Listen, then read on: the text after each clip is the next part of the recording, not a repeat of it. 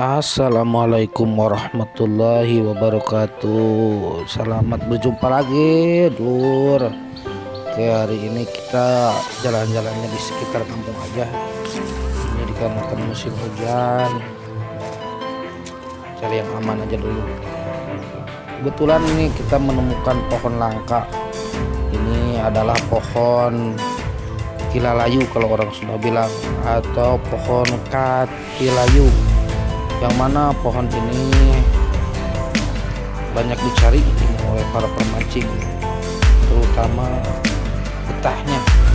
Konon katanya ini bagus buat mancing, tapi saya sendiri belum pernah cobain. Dan ini kita nemuin hewan khas ya, ini hewan khasnya ya. Orang Sunda bilang ini pipihi. Nah, pipihi ini dia selalu bersarang atau tinggalnya di pohon kilalayu atau pohon katilayu. Seperti ini bentuknya. Nah, seperti ini bentuknya. Oke. Dan ini pohon katilayu ini kebetulan sedang tidak berbuah.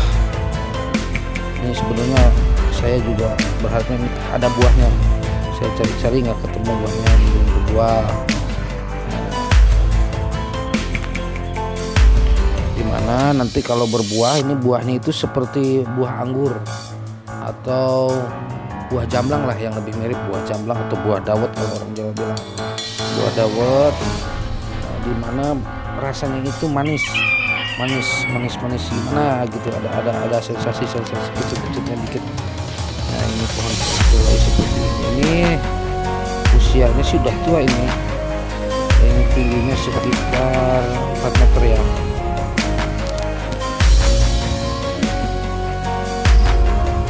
Buah kilalayu ini umumnya ini jadi sendiri, jadi bukan ditanam kebanyakan. Nah, ini tumbuhnya itu banyak kan di pinggir-pinggir hutan atau kebun-kebun kalau dulu. Biasanya itu dia subur kalau di tempat yang dingin sejuk gitu.